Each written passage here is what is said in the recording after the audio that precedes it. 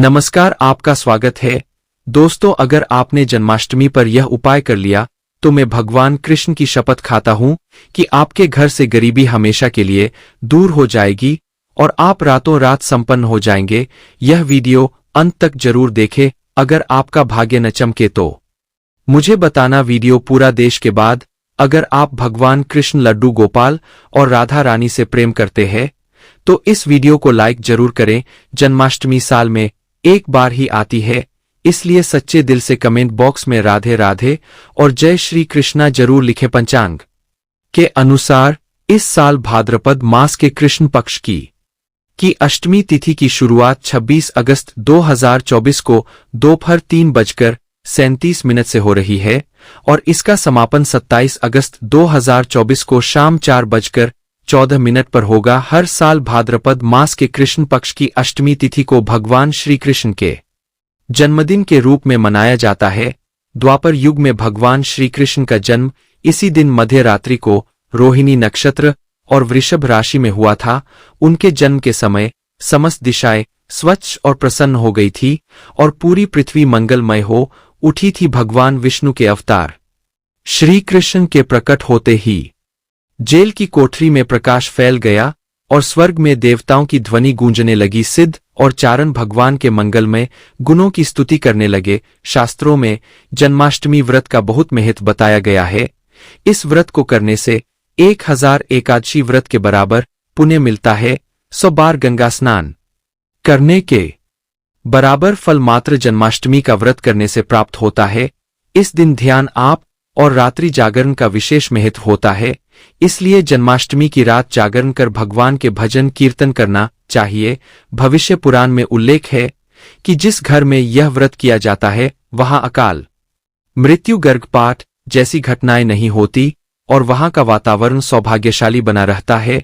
जो व्यक्ति इस व्रत को करता है उसे श्रीकृष्ण का आशीर्वाद प्राप्त होता है और वह जीवन में सभी सुखों का भोग कर विष्णु लोक में निवास करता है। जन्माष्टमी की पूजा विधि के अनुसार इस दिन सुबह जल्दी उठकर स्नान आदि से निवृत्त होकर स्वच्छ वस्त्र धारण करे, फिर पूर्व या उत्तर दिशा की ओर मुख करके व्रत का संकल्प ले।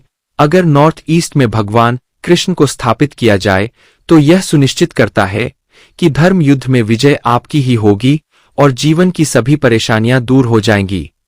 बता दे कि और भगवान श्री कृष्ण की मूर्ति या चित्र को पालने में स्थापित करे। पूजा में देवकी, वासुदेव, बलदेव, नंद, यशोदा आदि देवताओं के नाम जपे। रात्रि 12 बजे के बाद श्री कृष्ण का जन्म उत्सव मनाए। जन्माष्टमी पर भगवान श्री कृष्ण को पीले चंदन केसर का तिलक जरूर लगाएं, साथ ही मोर का मुकुट और बांसुरी अर्पित करें। लड्डू गोपाल का पंचामृत से अभिषेक कराकर भगवान को नए वस्त्र अर्पित करे और उन्हें झूला झुलाया माखन, मिश्री और धनिये की पंजीरी का भोग लगाकर आरती करे और फिर प्रसाद वितरित करे। पंचांग के अनुसार इस साल श्री कृष्ण जन्माष्टमी 30 अगस्त 2024 को मनाई जाएगी। चलिए जन्माष्टमी पर भगवान श्री कृष्ण के जन्म कथा सुनते हैं।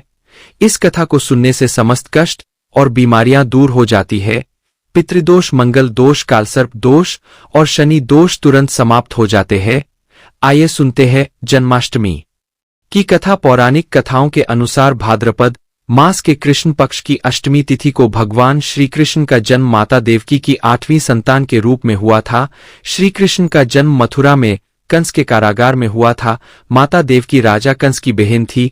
कंस को सत्ता का लालच था और उसने अपने पिता राजा उग्रसेन की राजगद्दी छीनकर उन्हें जेल में डाल दिया था और खुद को मथुरा का राजा घोषित कर दिया था। राजा कंस अपनी बहन देवकी से बहुत प्रेम करता था और उसने अपनी बहन का विवाह वासुदेव से कराया था। लेकिन जब वह देवकी को विदा कर रहा था तभी एक आकाशवाणी हुई कि देवकी का 8वां पुत्र कंस की मौत का कारण बनेगा।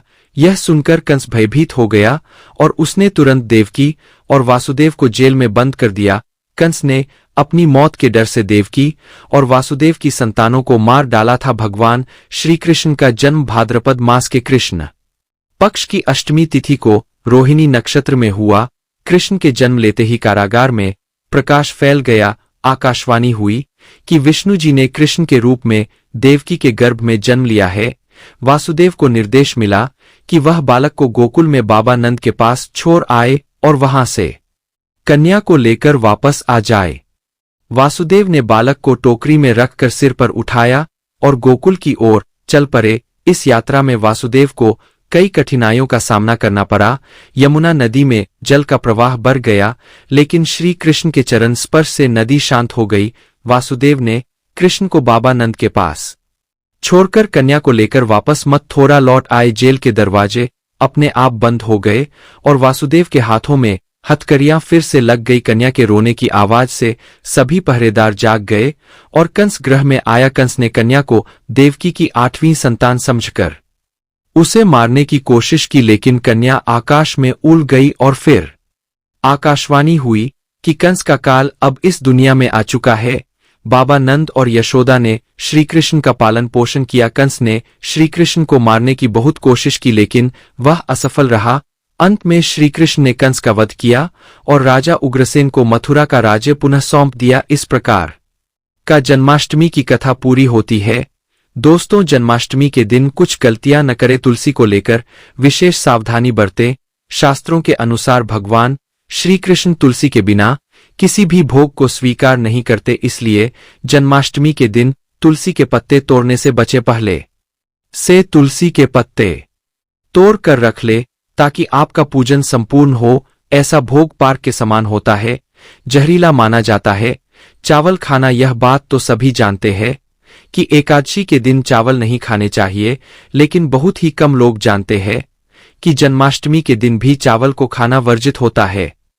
चाहे आप व्रत रखें या न रखें, लेकिन जन्माष्टमी के दिन चावल खाना शुभ नहीं माना जाता। तामसिक भोजन, जन्माष्टमी के दिन तामसिक भोजन वर्जित माना जाता है।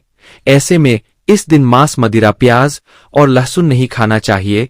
इस दिन गलती से भी लहसुन प्याज का खाना कभी मत बनाना, क्योंकि राहु के केतु के कारण ही लहसुन प्याज की उत्पत्ति हुई है और भगवान विष्णु और राहु केतु के बीच में भीषण शत्रुता होती है। अनादर करना, भगवान कृष्ण के लिए सभी भक्त एक समान होते हैं।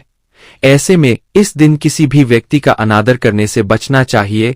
एक बार भगवान कृष्ण के भक्त ने एक व्यक्ति का मान कर दिया था। उसी क्षण भगवान कृष्ण ने अपने भक्त को श्राप दिया था।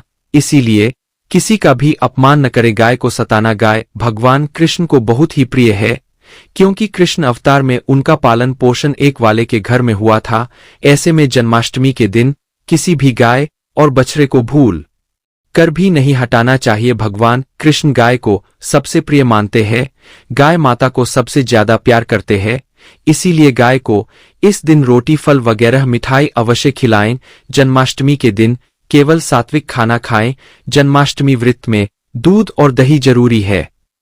के दौरान ताजे फलों के शेक, लस्सी, छाछ या दूध का मजा ले सकते हैं। नारियल पानी पी सकते हैं। जन्माष्टमी के दिन पैरों को काटना भी अशुभ माना जाता है। श्री कृष्ण हर चीज में बसते हैं और हर चीज में बसती है, बल्कि हो सके तो इस दिन ज्यादा से ज्यादा पेड़ लगाने चाहिए। इससे घर और परिवार में सुख और शांति बनी रहती है। भगवान कृष्ण हमेशा पीपल के वृक्ष में वास करते हैं, इसलिए जन्माष्टमी पर पीपल के वृक्ष पर जल अर्पित करना अत्यंत शुभ माना जाता है, जिससे भगवान शीघ्र प्रसन्न होते हैं। जन्माष्टमी के दिन ब्रह्मचर्य का पालन अनिवार्य होता है और इस दिन पवित्र मन और तन से भगवान की पूजा कर नहीं चाहिए। पति पत्नी को इस दिन संयम और नियम का पालन करते हुए एक दूसरे से दूर रहना चाहिए, जिससे उन्हें सुंदर और सुशील संतान की प्राप्ति हो सकती है, जिसका रूप, रंग और स्वभाव भगवान कृष्ण जैसा होता है।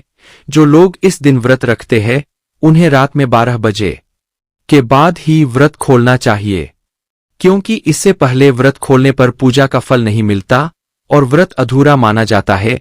जन्माष्टमी पर भगवान कृष्ण के मंत्रों का जाप करने से भगवान की कृपा से सभी प्रकार की समस्याएं दूर हो जाती है और घर में धन धान्य की वृद्धि होती है। हरे कृष्ण मंत्र का जाप करना विशेष रूप से शुभ माना जाता है और इसे कम से कम 21 बार अवश्य करना चाहिए।